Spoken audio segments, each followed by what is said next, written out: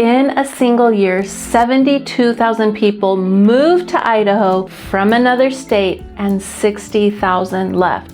Now, the cash buyer you are braced to bid against walked out of this market 4 years ago, and I call that person the ghost buyer, and this valley is still negotiating against them. I earn my living when people move here, which is exactly why I am showing you the column that my industry leaves off. If you are out of state, you are about to write the biggest check of your life against a 4-year-old story.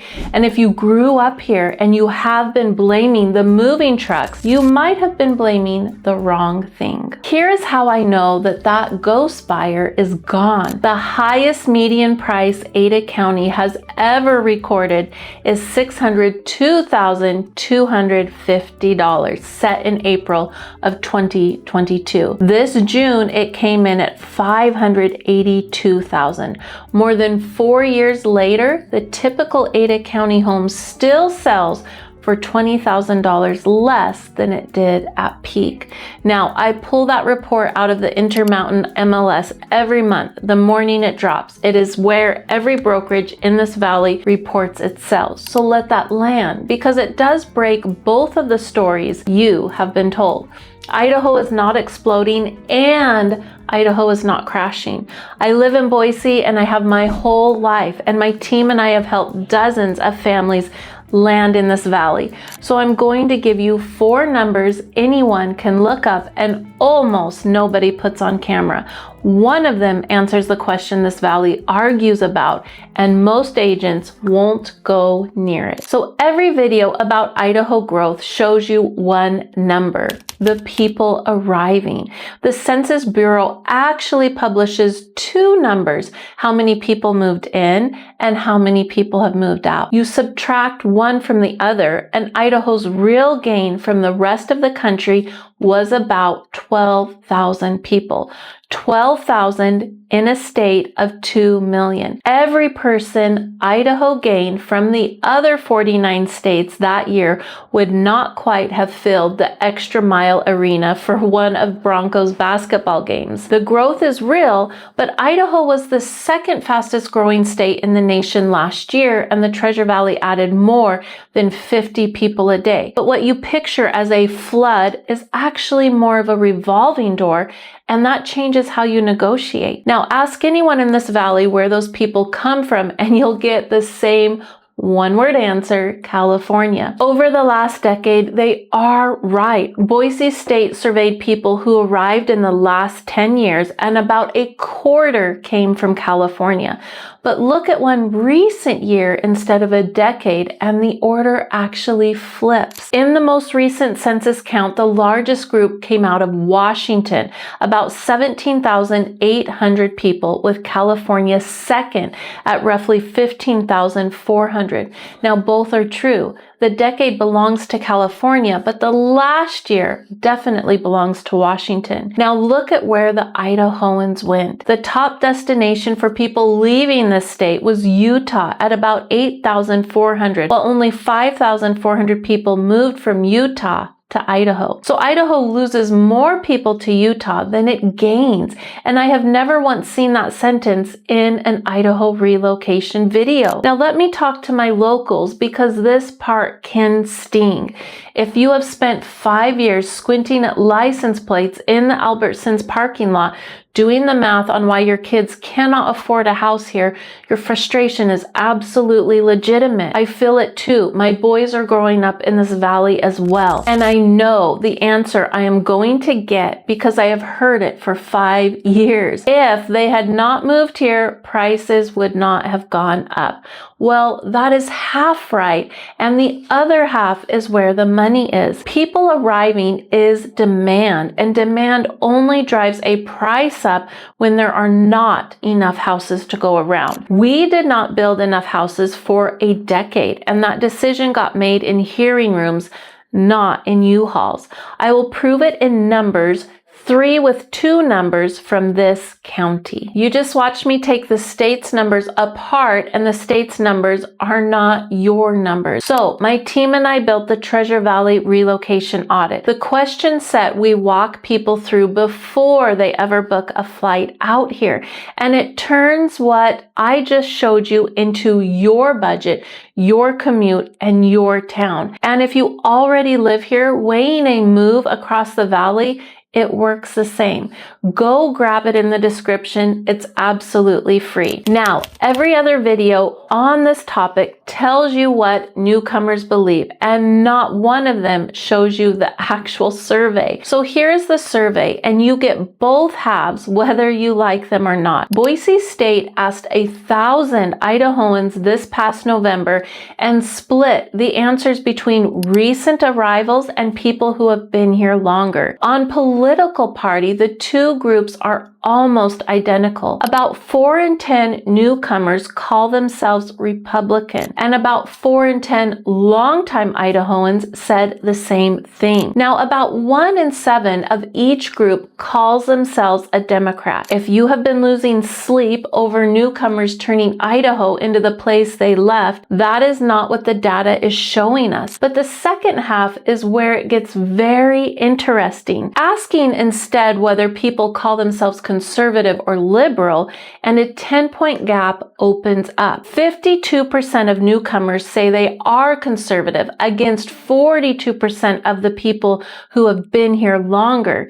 17% of newcomers say liberal against 27% of longtime Idahoans. Now read that slowly, because it is the opposite of what almost everyone in this valley is assuming. The people arriving are landing to the right of the people who are already here. And one more line from that same survey. 43% of longtime Idahoans said they have thought about leaving against 34% of newcomers. The people most likely to be done with Idaho are the ones who have been here the longest. Now, the record on the state itself without the spin. In 2024, Idaho voted Republican for president by about 36.5 points. 2 counties went the other way, Blaine and Teton, and Blaine by a wide margin. You will hear people say Teton is the only one left, and that is simply not what the results say. Now, firearms, and I'm going to describe what is here without arguing for it or against it. Idaho has had permitless concealed carry since 2016, expanded into 2020 to any citizen over 18 who can legally own a firearm. The most cited academic estimate puts about 60% of Idaho households with a gun in them, and I will be honest, that estimate is from 2016. No one has published a newer one. What is not in that question is, what does an ordinary Saturday look like? Well, you might stand in line at Costco behind somebody with a holstered sidearm and a cart full of rotisserie chicken, and not one person will look up. Know that that is just a regular day here. Now, if that puts a knot in your stomach, I'm not telling you to stay away. I am giving you the heads up now instead of after you sign. And on faith, since every video about Idaho either overstates it or just skips it. Now, the Pew Research Center, which surveys religion across the country, put roughly 1/3 of Idaho adults at no religious affiliation at all, roughly another third as evangelical Protestant, and about 1 in 7 as Latter-day Saint. Now, their margin of error on a state this size is wide, so hold those as loose ranges. Now, I'm not telling you who to vote for, what to believe, or who belongs here. I am telling you what it is actually like here, because you're about to buy into it. In the year ending in 2021, Idaho grew by almost 3% and was the fastest growing state in the nation. Last year, Idaho grew by 1.4. So it was still second in the nation and roughly half the speed. That is what I mean by the ghost buyer. The person who showed up in 2021 with a coastal equity check, no contingencies, set the prices we all live with now. And that person is largely gone. However, the prices have stayed. So here are the two numbers I promised you, and both are just a count of homes for sale in Ada County.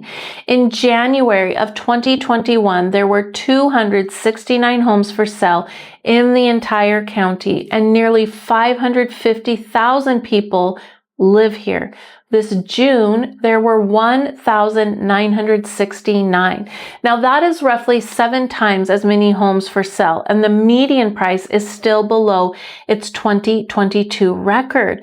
More houses for sale and the price stopped climbing. And that is why I say it is not the moving trucks. And here is what that can cost people. Buyers are still walking in braced for 2021, ready to give up inspections and protections they may not need to give up at all. And sellers are still pricing for a checkbook that left 4 years ago. Both of them are negotiating against somebody who is not even in the room. So before anyone hears this as a crash prediction, let me be very clear. Closed sales in Ada County this June were up more than 20% over last June, and the typical resale home went under contract in 22 days. And yes, a well-priced house in a good location can still draw multiple offers and still sells over asking. I'm seeing it every month. What changed is that it no longer happens to every house, which is how the county median goes flat while individual homes still get bid up. Now that brings me to the number I would pay money for if I were buying here right now. When somebody quotes you a median home price for Ada County, they are blending two markets that are moving in very opposite directions. In June, the median resale home in Ada County sold for $575,000, and that number was up from a year ago. Now, the median brand new home sold for $599,900, and that number was down 4%. So we're in the same county, same month, one is going up and one is going down. The clock is even more lopsided. Resale went under contract in 22 days and new construction took 55. That is a house sitting more than a month longer in the same zip codes and in the same summer. Go west into Canyon County and the split gets wider. Median resale was $403,500 and median new construction was $474,000. That is a $70,000 gap in one county in 1 month. And nobody quoting you a Canyon price tells you which one they meant. So before you believe any number anybody shows you, including mine, do this. Ask whether that comparable sale was a resale or a brand new build. And if nobody can tell you, don't price your life around it. I have watched buyers working with other agents price off a blended median comparing a 9-year-old resale to a house that still smells like fresh paint. And here is why the builders are the soft side right now. A family selling their house can take it off the market and wait, and a builder sitting on finished inventory doesn't have that luxury. Builders have a calendar and calendars negotiate. The median new build in Ada County is selling about $90,000 below its own 2022 peak, while the resale side is barely off its high. If there is a door left open in this valley, that is where it is. And Canyon County grew faster than Ada last year, the fastest of any county in Idaho, which most advice online has not caught up to. We have been in the spreadsheets and surveys for 12 minutes, so let me tell you what numbers cannot measure. It is 7 on a July evening, the heat has broken, and you are in the backyard watching the foothills turn that beautiful golden orange they only turn here. I grew up riding my bike bike all over this valley until the streetlights came on, and my boys get a version of that same childhood. Now that doesn't show up in a median, and it is why people put up with every number I just read you.